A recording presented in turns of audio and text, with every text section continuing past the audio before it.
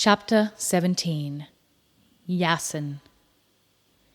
"You slightly spoiled things by shooting the Prime Minister," Alan Blunt said. "But all in all, you're to be congratulated, Alex. You not only lived up to our expectations, you far exceeded them." It was late afternoon the following day, and Alex was sitting in Blunt's office at the Royal and General Building on Liverpool Street, wondering just why, after everything he had done for them, the head of MI6 had to sound quite so much like a second-rate public school headmaster giving him a good report. Mrs. Jones was sitting next to him.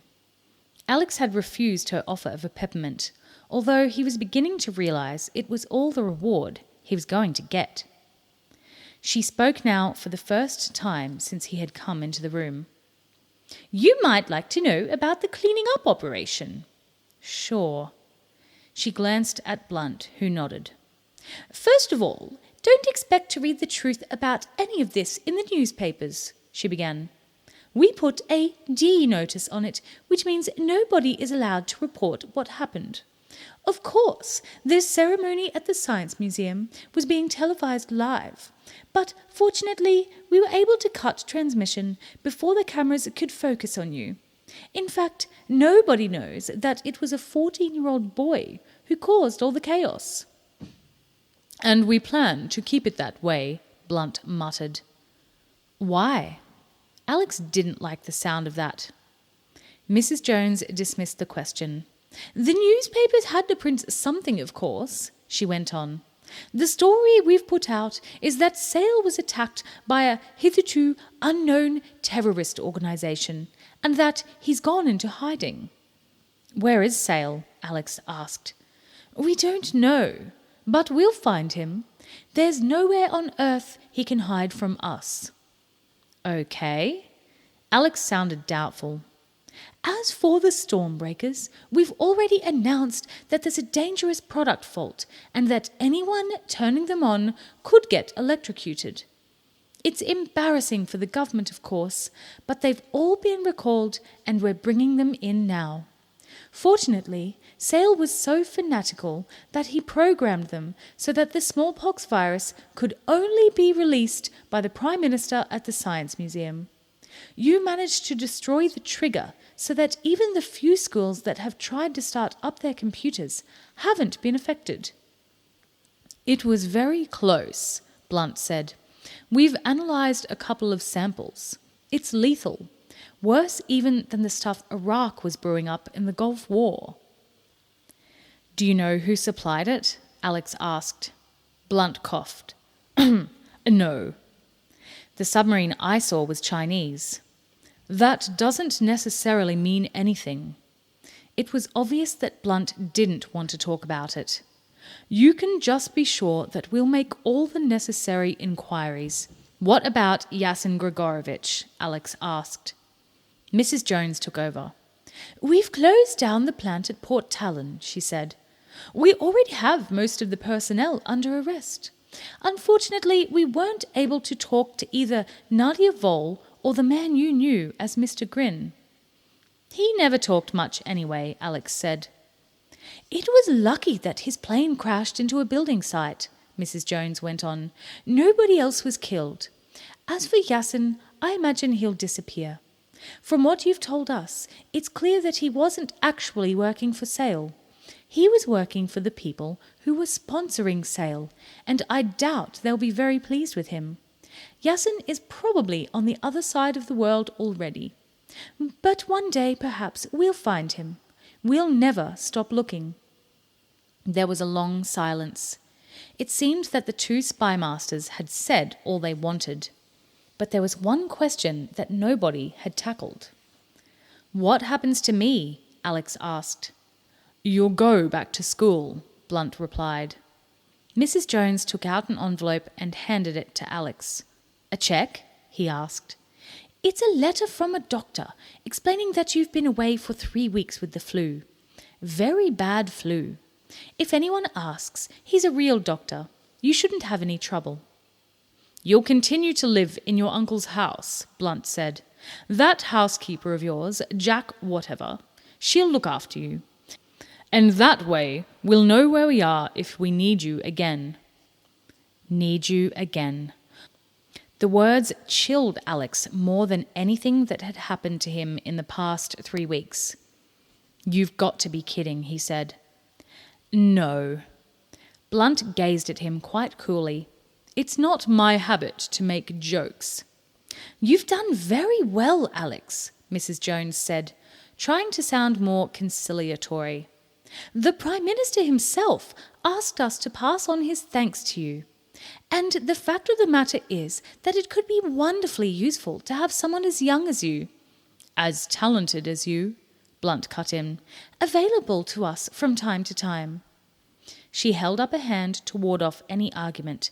Let's not talk about it now, she said, but if ever another situation arises, perhaps we can get in touch then.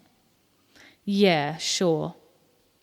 Alex looked from one to the other. These weren't people who were going to take no for an answer. In their own way, they were both as charming as Mr. Grin. Can I go? He asked. Of course you can, Mrs. Jones said. Would you like someone to drive you home? No, thanks. Alex got up. I'll find my own way. He should have been feeling better. As he took the lift down to the ground floor, he reflected that he'd saved thousands of school children. He'd beaten Herod Sale, and he hadn't been killed or even badly hurt. So what was there to be unhappy about?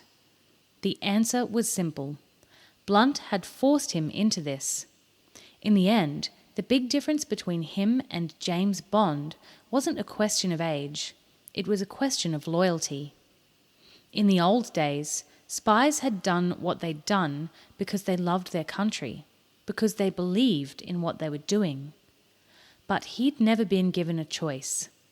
Nowadays, spies weren't employed. They were used. He came out of the building, meaning to walk up to the tube station. But just then, a cab drove along and he flagged it down. He was too tired for public transport.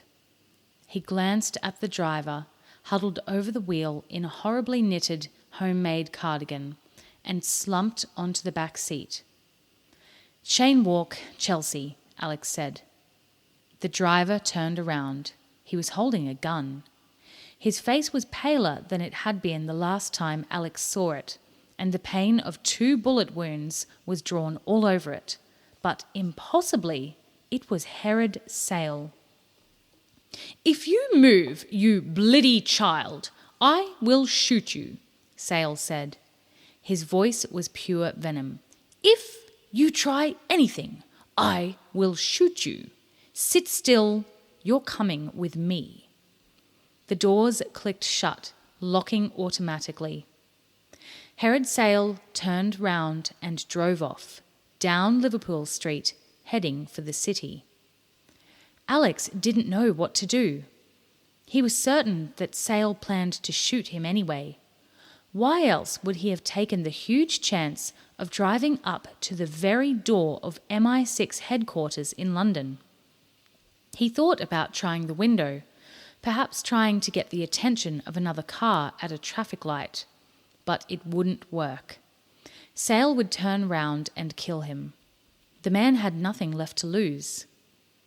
They drove for 10 minutes. It was a Saturday and the city was closed. The traffic was light. Then Sale pulled up in front of a modern glass-fronted skyscraper with an abstract sculpture. 2 oversized bronze walnuts on a slab of concrete outside the front door. You will get out of the car with me, Sale commanded. You and I will walk into the building. If you think about running, remember that this gun is pointing at your spine. Sale got out of the car first. His eyes never left Alex. Alex guessed that the 2 bullets must have hit him in the left arm and shoulder. His left hand was hanging limp, but the gun was in his right hand. It was perfectly steady, aimed at Alex's lower back. In!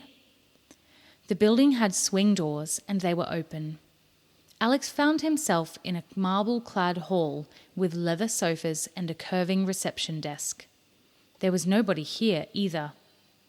Sale gestured with the gun, and Alex walked over to a bank of lifts. One of them was waiting. They got in. "The 29th floor," Sale said. Alex pressed the button. "Are we going up for the view?" he asked. Sale nodded. "You make all the bliddy jokes you want," he said, "but I'm going to have the last laugh."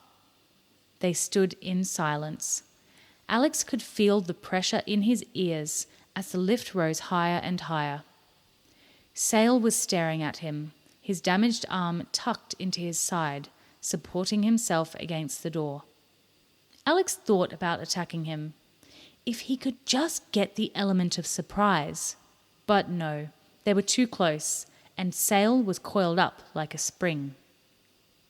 The lift slowed down and the doors opened. Sale waved with the gun. "Turn left, you'll come to a door.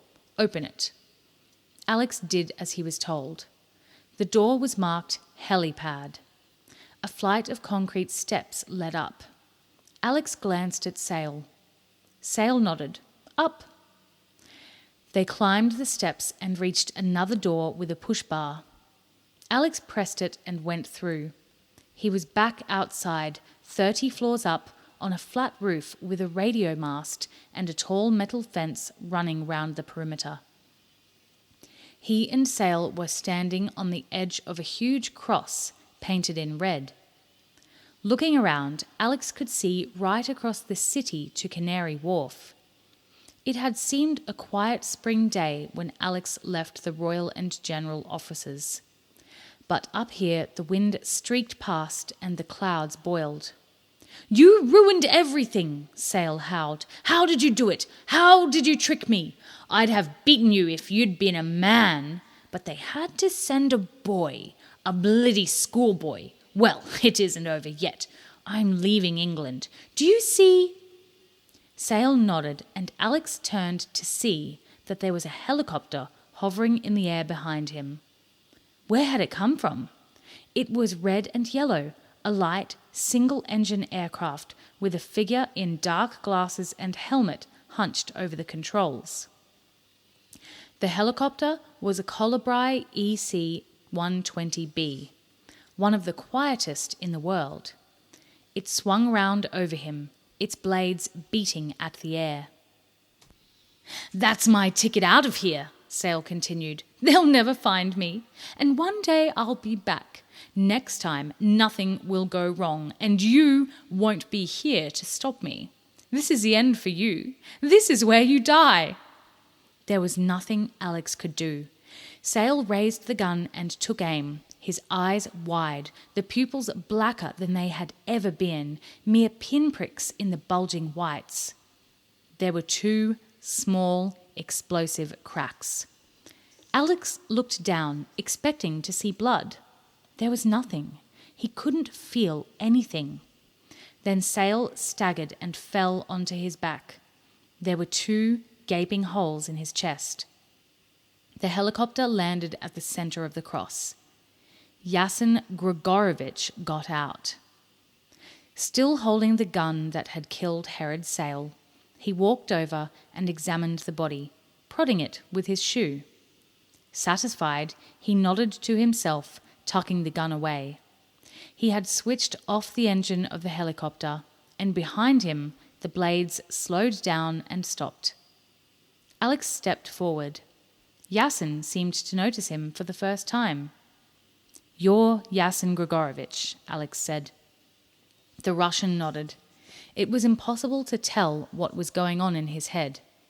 His clear blue eyes gave nothing away. "Why did you kill him?" Alex asked. "Those were my instructions." There was no trace of an accent in his voice. He spoke softly, reasonably. He had become an embarrassment. It was better this way. "Not better for him." Yasin shrugged. "What about me?" The Russian ran his eyes over Alex, as if weighing him up. "I have no instructions concerning you," he said. "You're not going to shoot me too?" "Do I have any need to?" There was a pause. The two of them gazed at each other over the corpse of Herod Sale. "You killed Ian Ryder," Alex said. "He was my uncle." Yasin shrugged. "I kill a lot of people. One day I'll kill you. A lot of people have tried." Yasin smiled. "Believe me," he said, "it would be better if we didn't meet again. Go back to school. Go back to your life. And the next time they ask you, say no. Killing is for grown-ups, and you're still a child." He turned his back on Alex and climbed into the helicopter cabin. The blades started up, and a few seconds later, the helicopter rose back into the air. For a moment, it hovered at the side of the building. Behind the glass, Yasin raised his hand. A gesture of friendship? A salute? Alex raised his hand. The helicopter spun away. Alex stood where he was, watching it, until it had disappeared in the dying light.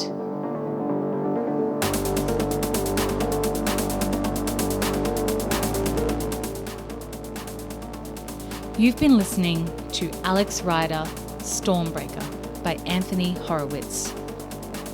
Read for you by Lawful Books. For more books in the Alex Rider series, make sure you subscribe. Or you can head to our other channel, Australian Audiobooks. Thanks for listening.